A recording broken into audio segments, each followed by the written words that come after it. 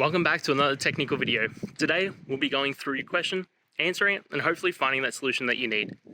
Guys, remember to stay just a little bit crazy, just like me, and hopefully get through to that resolution. Let's get started.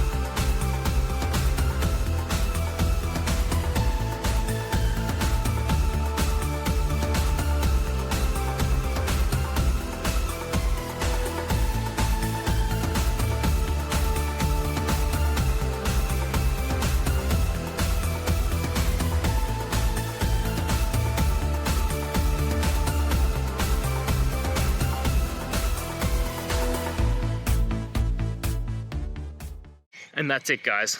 I hope that video helped find the resolution you're looking for. If it did, please, I'd appreciate it if you could hit subscribe.